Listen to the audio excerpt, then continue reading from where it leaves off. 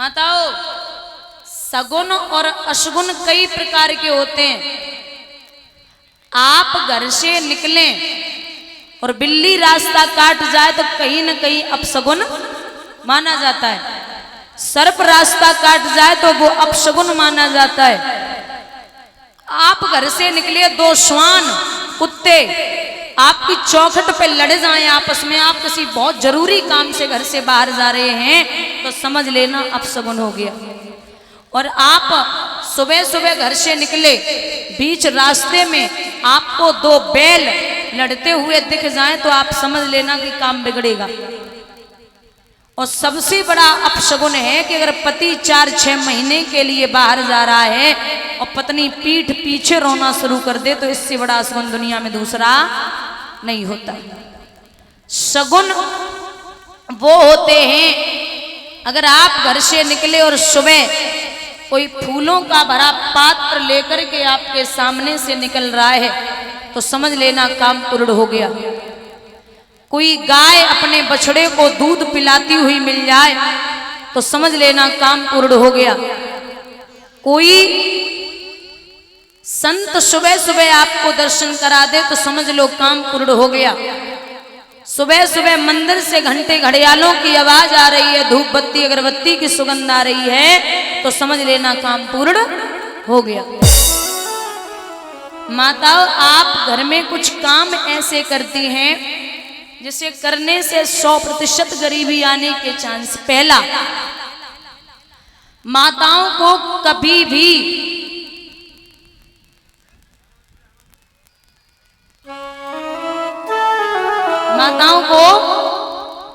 घर में कभी भी खड़े होकर के बाल नहीं निकालने चाहिए, पहला। दूसरा, बुझे हुए चूल्हे पर कभी बर्तन नहीं रखना चाहिए। तीसरा, सूर्यास्त के बाद घर में झाड़ू नहीं लगानी चाहिए। चौथा, रात्रि के 11 बजे आपके यहाँ मेहमान आए, लेकिन निवेदन है कि मेहमान आए रात्रि के 11 बजे तो आप बर्तन धोने के बाद ही सोएं। बस वो खाना खिलाएं तो उसके बाद बर्तन धोएं तभी सोएं। अच्छा, दीपावली पे बर्तन धुल के ही सोती हो? हाथ उठाना। धुल के ही सोती हो? है? क्यों? लक्ष्मी नहीं आती? अच्छा, दीपावली पे बर्तन नहीं धुलोगी तो लक्ष्मी नहीं आएगी ना? रोज को लक्ष्मी निवास देने नहीं आती? लक्ष्मी का प्रवेश तो रोज ही। और दूसरी बात यह है कि तुम खुद घर की गृहिणी हो, लक्ष्मी हो, तो आपको बर्तन धोने के बाद ही सोना है, चाहे कितनी भी रात्रि हो जाए। अब कछु कछु तो ऐसे ही है, बर्तन तो छोड़ो, कछु कछु तो ऐसे ही है जो 7 दिन भागवत चली तो 7 साड़ी इकट्ठी कर ली में धोए ही नहीं। मैंने इनको कल परसों बोला, भाभी को, मैंने कहा साड़ी वो पीले कलर की आपकी थी, वो कहाँ है? बोले मैंने पहले दिन पहनी थी। मैंने कहा तो दोबारा पहले? बोले वो धुली नहीं। वो ये माताओं की आदत है, अब नई नई रोज बदल बदल के पहनेगी तो फिर बोले धुलना ही नहीं है 7-8 दिन, पूरी इकट्ठी 9वें दिन धुल लेंगी। अब माताओं, अभी गर्मी पड़ रही है तो देखा होगा कुछ माताएं ऐसी होती हैं जो शाम को आटा अगर ज्यादा लग जाए तो उसकी रोटियां बना के सुबह खा लेती हैं। मतलब उसको फ्रिज में रख देंगी, उसकी रोटियां बना के सुबह खा लेंगी। ऐसा मैं नहीं, संत और विद्वान कहते हैं कि शाम का रखा हुआ आटा सुबह तक पिंड का रूप धारण कर लेता है, इसलिए उसकी रोटियां बना के अपने बच्चों को और पति को नहीं खिलानी है। बुद्धि काम करना बंद होती है। अब जब से ये फ्रिज आया, पहले हमारे बुजुर्ग बैठे हैं भैया, गागर में पानी भरा जाता था दादा, मिट्टी की गागर में। आप बाहर से आए वो पानी पी ले तो बीमार भी नहीं होते थे। और अब तो आज भी आप देख लेना, मिट्टी की हांडी में दाल बना। जब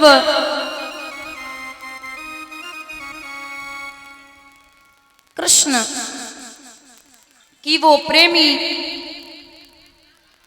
सहेलियों से बोली है कि मैं किसके हाथों पत्र भेजूं, क्या करूं, रो रही है और इधर रुकुम जो है वो शिशुपाल के लिए पत्र लिखने लगा। सादर प्रणाम। समाचार ये है कि हमारी बहन की शादी है और आप हमारे यहाँ बहन की शादी में आमंत्रित हैं, वो भी ऐसे नहीं, आपको स्वयं दूल्हा बन के आना है।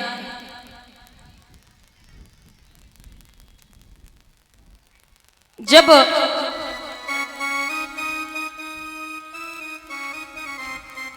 पत्र लिखा और बड़ी सावधानी से आना, क्योंकि यहां पर मथुरा का कन्हैया आ सकता है।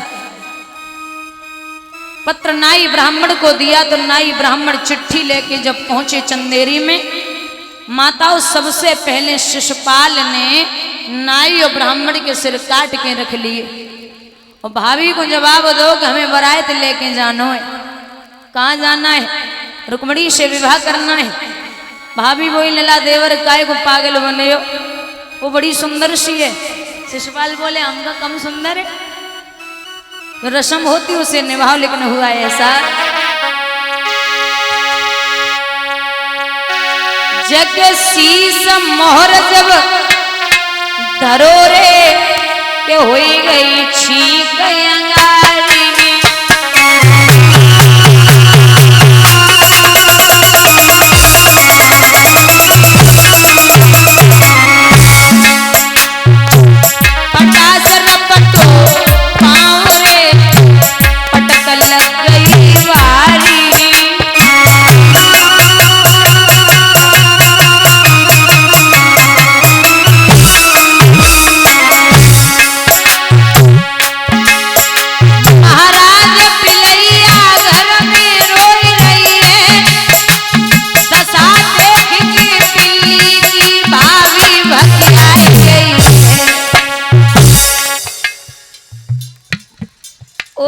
मेरे दिवर को व्यावागिन खाए पड़ोए रही है, मेरे लला को व्यावागिन खाए पड़ोए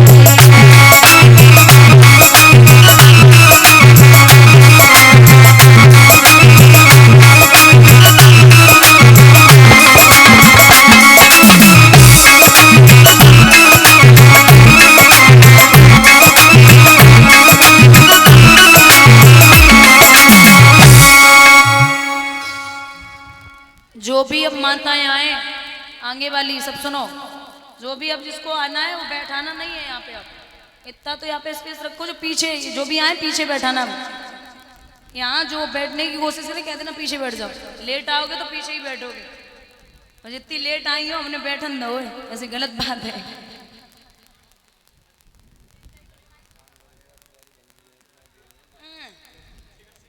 देखो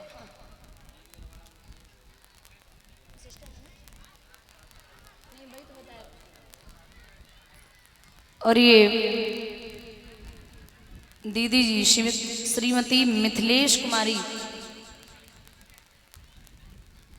शैलू भैया जी, उनकी बहन जी हैं। भगवान सुख और संपत्ति प्रदान करें, ठाकुर जी का आशीर्वाद बना रहे, जो भी इच्छाएं हम वो पूर्ण हों, यह अभिलाषा और आकांक्षा है। 501 रुपये से सम्मानित कर रही हैं भैया। यहाँ अब शगुन हो रहे, माताएं ध्यान दें।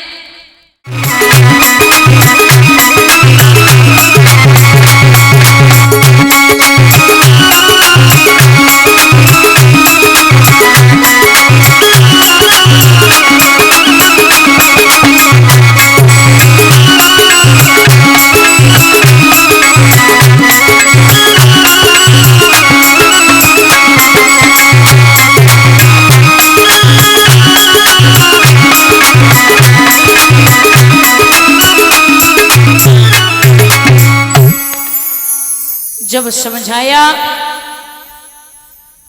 भैया, इधर रुक्मणी भगवान से स्तुति कर रही, मेरे पिता की नहीं चल रही भाइयों के आगे, लेकिन हे नाथ आप कुछ भी करना, मेरी इज्जत बचाए रखना, मैं आपके बिना नहीं रह सकती। रुक्मणी जब रोई तो रोते रोते सो गई। रात्रि में भगवान ने इशारा दिया, हे देवी रोए मती, सुबह होते ही तू मुझे पत्र भिजवा देना, मैं उसी पत्र के आधार पर तुझे लेने आ जाऊंगा। रात्रि भर भगवान सपने में रहे। जब सुबह हुआ तो सुबह चारों तरफ सहेलियों ने घेरा, जवाब दिया क्या बात है बहना, बड़ी उदास है। बोले जी क्यों, आज रात भर कृष्ण मेरे साथ में रहे। और तो अच्छी बात है, तू तो उनसे विवाह करना चाहती। बोले यही तो बात है कि विवाह करना है, वो रात भर साथ रहे, सुबह दिखने को नहीं मिले, क्यों कोई उपाय है? बोले हाँ उपाय है, भगवान ने कहा है कि मुझे कोई एक पत्र भिजवा देना, किसी के हाथों में आ जाऊंगा। क्या बात है, पीछे जगह नहीं है क्या? अरे खड़ी क्यों माताओ, बैठ जाओ बैठ जाओ।